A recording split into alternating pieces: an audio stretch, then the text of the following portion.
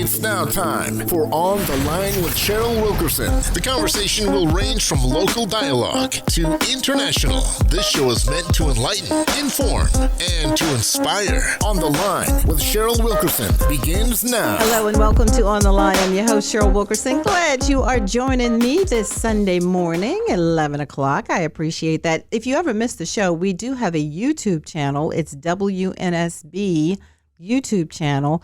Or we have an app. You can listen on the app. So there are many ways that you can connect with the show.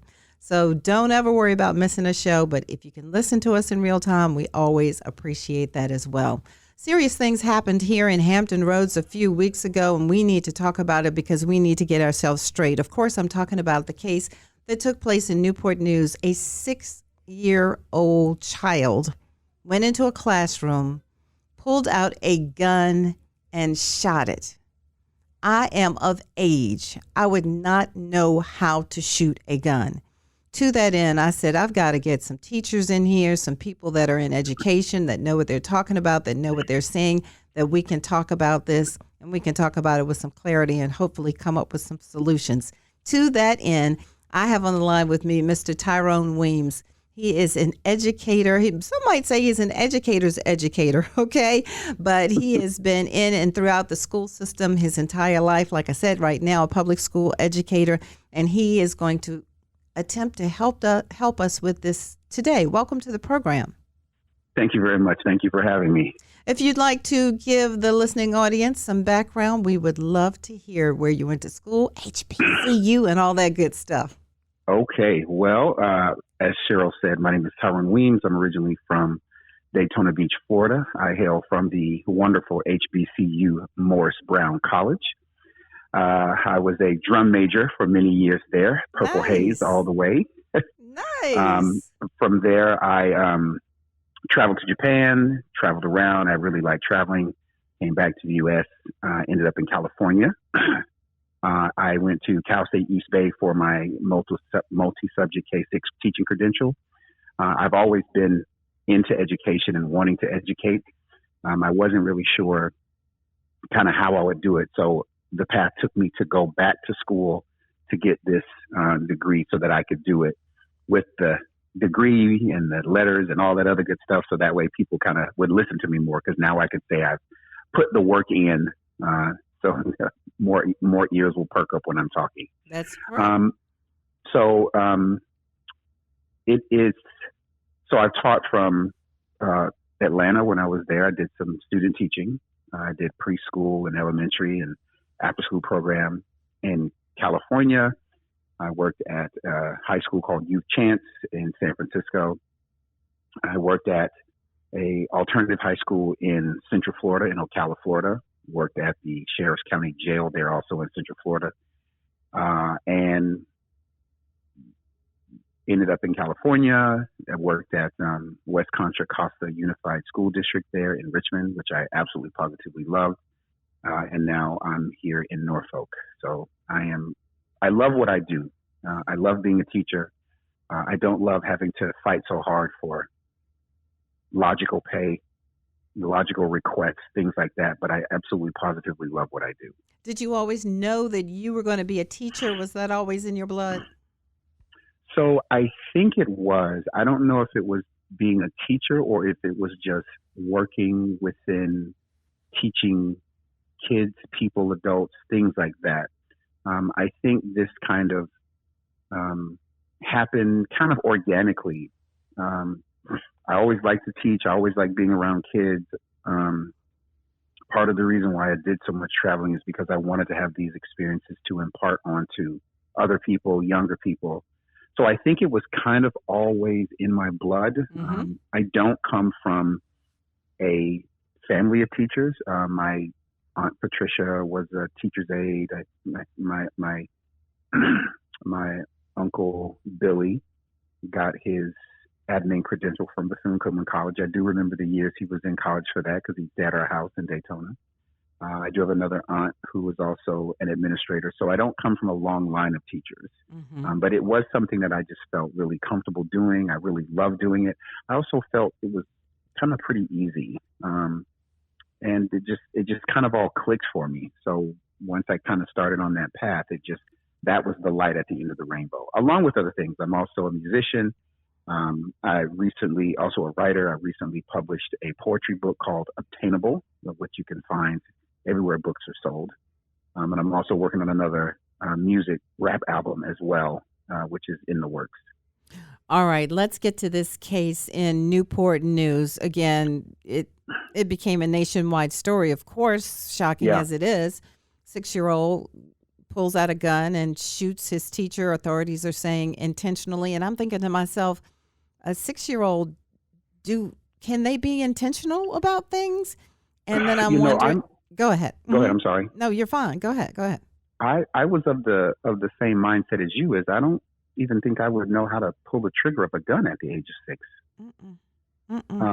I also, before the news came out, my first thought was, I'm almost certain that this would be a legal gun, not an illegal gun. Okay. Which changes the narrative, right? Because we're constantly talking about doing something about guns and how quickly people can get them. Mm-hmm. We're talking about school shootings. These things have affected me ever since Sandy Hook. As a teacher, these things really press upon my heart. To hear teachers being in these situations where they're relying on their training and they're protecting the children. They're not even letting the cops in because they're thinking, well, if you're the police and you're trying to get in, you have the authority to go find the key. That's the only way. I mean, they're constantly getting in there. And to hear that this teacher was still the last one out of that room after this incident happened, it's remarkable. And I don't think people give teachers anywhere near enough credit for protecting and educating and keeping the system moving forward. As I say about teachers, my mother was a teacher for 32 years. As I say about teachers, you have all these different children. And this one, they came into school happy because, they came from a happy home and mom and dad are kissing before they walk out the door or whatever. Right. And this one over here didn't have any breakfast. And this one over here got screamed at all night long. And you put all of these different personalities and people in a classroom. You don't know what's going on in their life, and you import knowledge into them. No matter what state they come to your classroom in, your teachers are chosen people. I'm here to say that. Right. I will say that forever. I agree with you, but I mean, we can expand the field. You have kids from Yemen, you have kids from Pakistan, you have kids from South America, you have kids from Africa. They're coming in with a total different set of understanding and knowledge when it comes to educators. And that even makes it an even broader audience of kids in the classroom. And what do you say when you heard the case of the 6-year-old shooting his teacher, if you were in charge, what would be the first thing you would do? Not a good response. Okay. I would kind of have to throw up my arms. What now? Mm-hmm. I mean, I think we have that's real. dealt with. That's human. Yeah, I think we've dealt with teens doing it, and they know the consequences of their actions. They know exactly what they're doing. Even middle schoolers getting their parents' gun, knowing what they're doing, whether they have some form of a mental illness or not. I think having that mental illness is a reason why certain people should not have guns around their children if they have a child in this particular situation. Mm-hmm.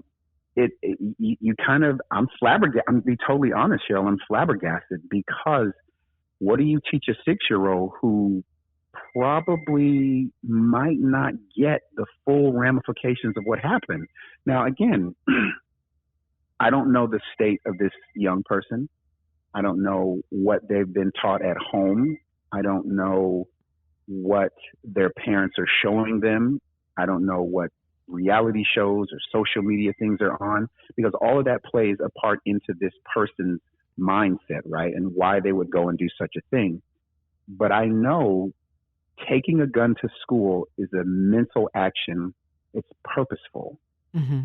Even for a 6-year-old who's not... Even for a 6-year-old. Okay, all right. Now, I would say even for a 6-year-old, because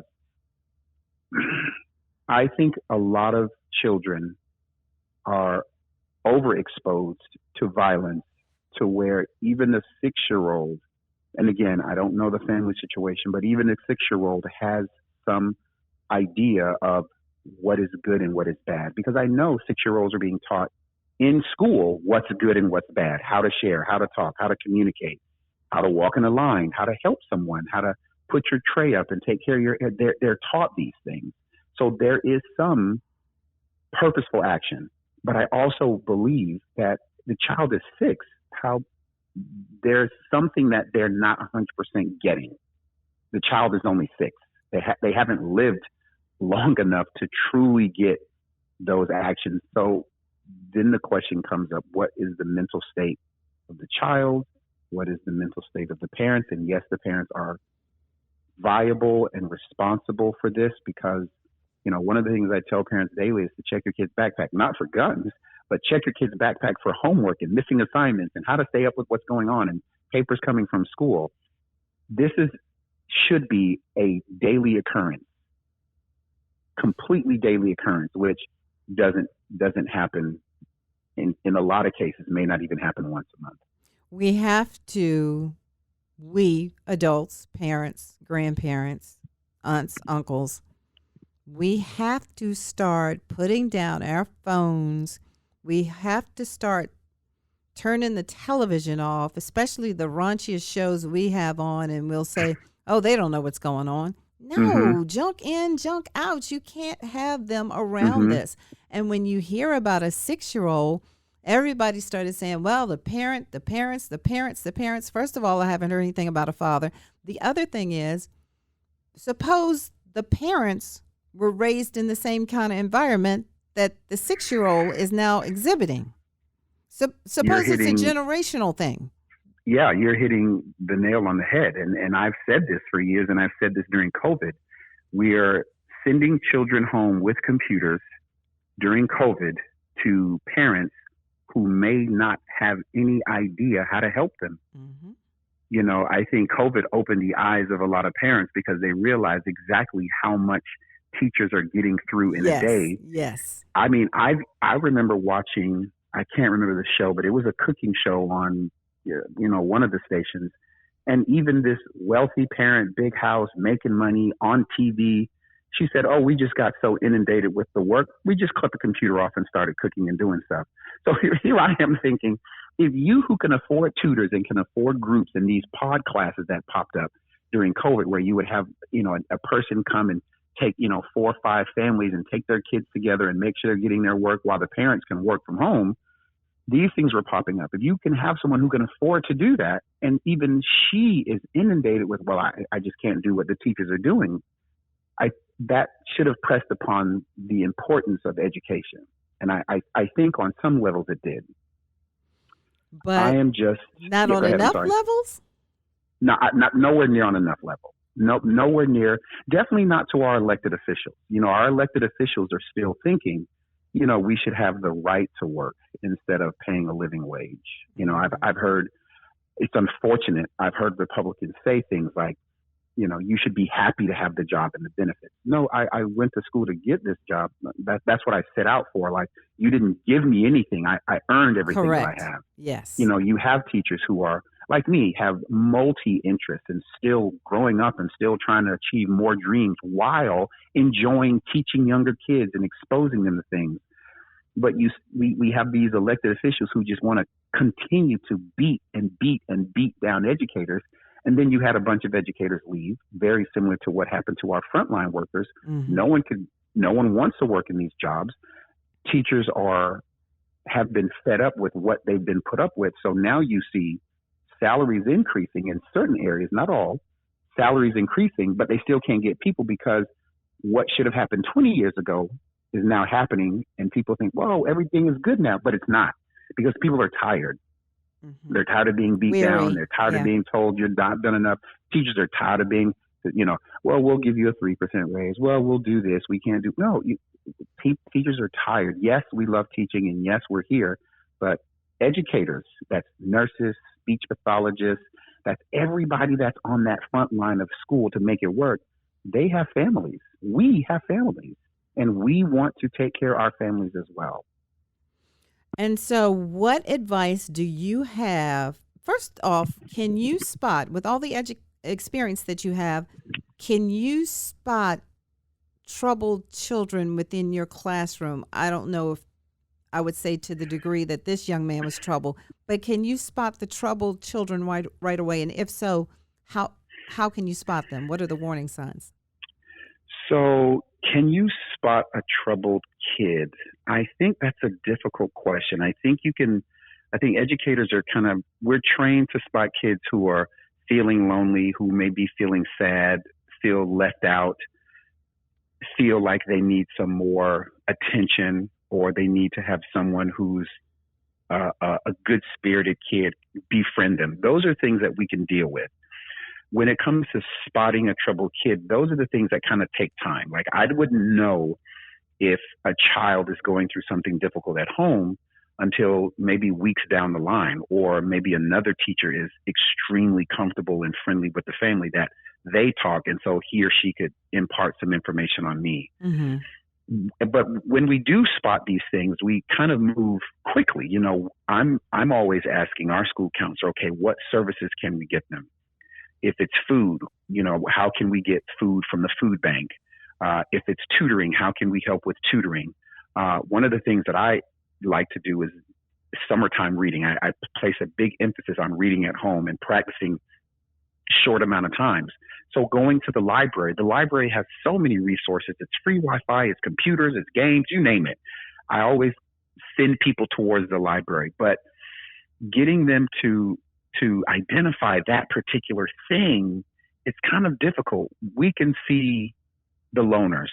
We can identify that, and we can communicate and talk to them, and hopefully we can get some way to open up to what's bothering them. But again, a lot of kids are taught, don't go home and don't go in public and tell my business, don't do that. Mm-hmm. And this is in the middle of you trying to teach reading, writing, and arithmetic as well, right? Yeah. And what ends up happening is, all too often, things hit the fan and then we find out. And so we're in reaction mode instead of let's be proactive to the situation. It's hard, and I don't understand why parents, I think it has to come from the parents. I think it has to come from the community.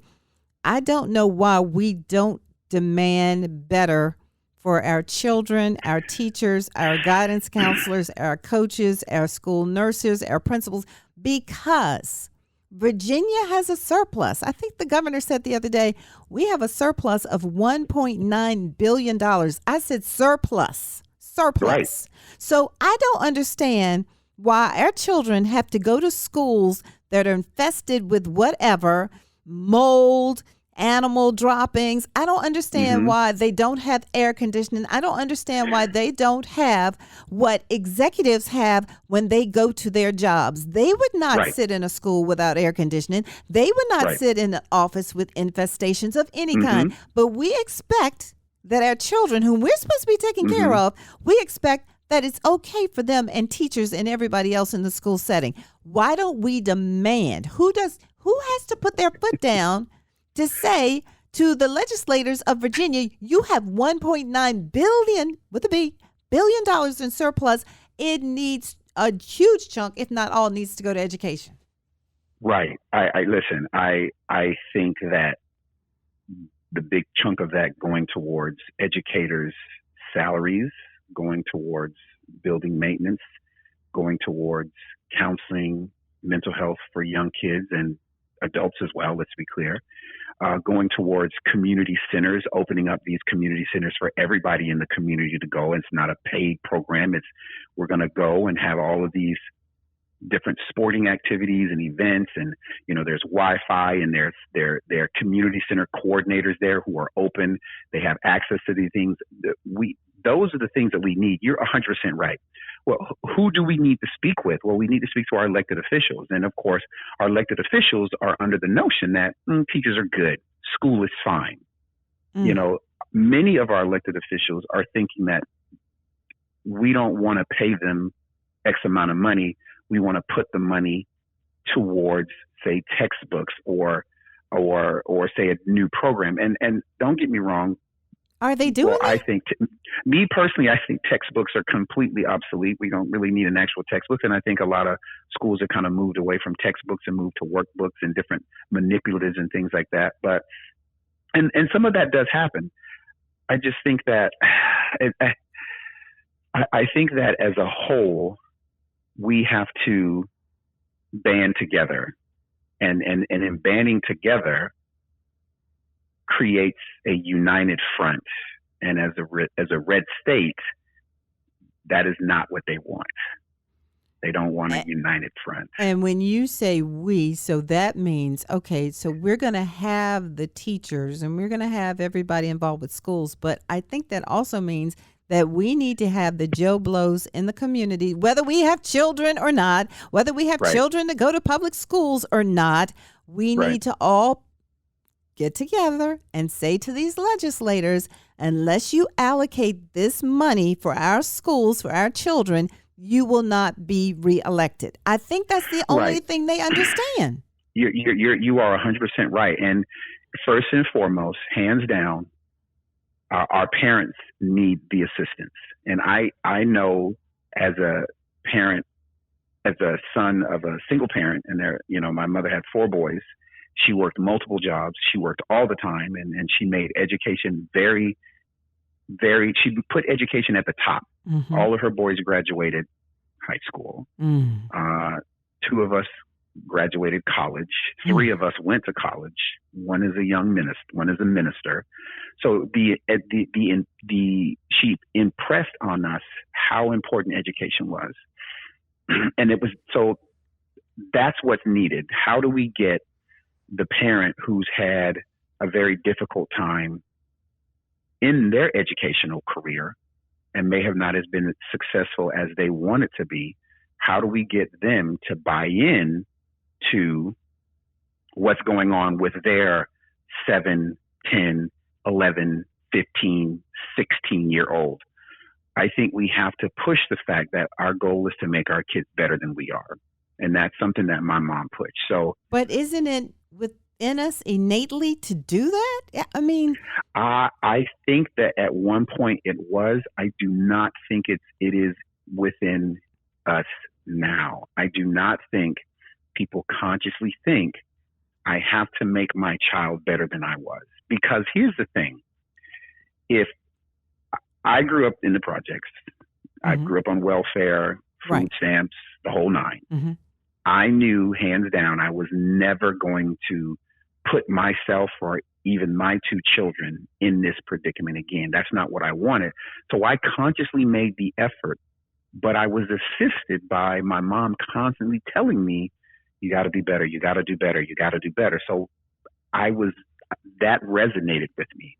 I don't know if that is being said or being done, nor do I don't know if that resonates, because as you were saying in the beginning, we do have to turn the TV off from the ratchet, but we have to turn the TV on to the education. We do have to put the phone down from the social media and this and that, but we do have to pick it up when it comes to academic videos. I showed my class the TikTok. I think it was maybe a CBS special about what TikTok looks like in China. Oh, yes. Versus what TikTok looks like here. And they clearly already figured out, and again, they're a communist country, so they have certain things that we just can't do. And we have in America, we have the right to do whatever it is we want to do. And as long as it doesn't infringe, and even if it does infringe, we'll go to court and sue and see if we can get out of it. Sure. But we have to use that technology as a resource. So if you have a child who is struggling, let's say with fractions, and you pay your child's phone bill, if your child tells you, I don't know what to do, your child is lying to you. Mm-hmm. If your child tells you, I don't know how to do that, you are not listening and being honest with yourself, accepting that answer. Because all it takes is, Siri, find me a video on adding fractions for 5th graders. Siri, find me a video on how to comprehend a story. Like, those are the simple things that our technology was created to do, which is help us. Mm-hmm. But our technology is such a tool for enjoyment that it even becomes a crutch. Even I spend time on social media aimlessly doing nothing. And then I catch myself like, oh, wait a minute, I got to change. But So you we have catch to take yourself that. because you have the foundation. So for Right. those people, and this goes for watching ratchet TV or whatever, it's fine. For people that have the foundation, they're looking at Right. it saying, oh, this is mindless. I have the foundation. This is mindless for me. This is just, to get my mind off of whatever. But Right. for people that don't have that foundation, Right. they are looking at the foolishness on TV, and this Right. is real world to them. Right. Listen, I've said this for years. Having a parental advisory sticker is great for people who understand what it is, but for other people it means, oh, turn it up louder. Yes. Right? Yes. So you could have all the parental advisory stickers as you want, but we have to, again, one of the things that I feel very strongly about is we have to get parent buy-in. We have to get them to realize that taking a parenting class isn't a necessity. It should be the law. It should be exactly what happens, because it's only going to bring positive change and benefits to not just your household, but also to the community. And unfortunately, we have a system where if we make something like that possible, people yell about it as you're forcing me to do something. It's like the mask mandate. The mask mandate was a solid, intelligent thing to do.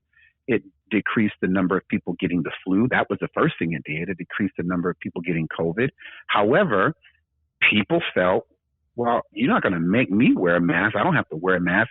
The same people that were saying, let's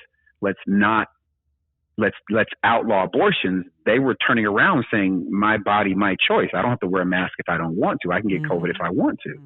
It's these types of things. So how do we get our parents to buy in to this system? Well, I think that we have to have someone to lead the parents into the system, and we have to have that carrot or that thing that brings them into education. And a big thing, and I don't know if how widely spread known this is, we have a lot of grandparents raising their grandchildren. Correct.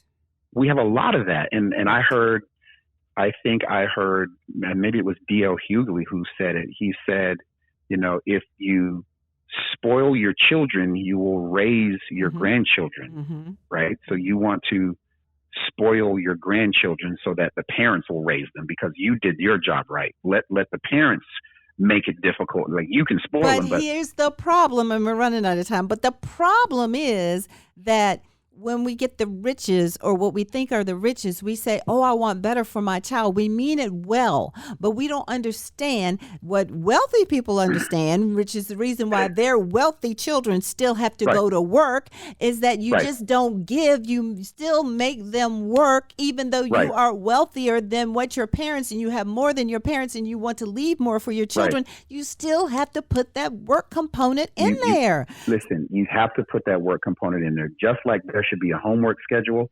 There should be a chore schedule in every parent who's living in government housing, assistant living, you're getting any type of government assistance.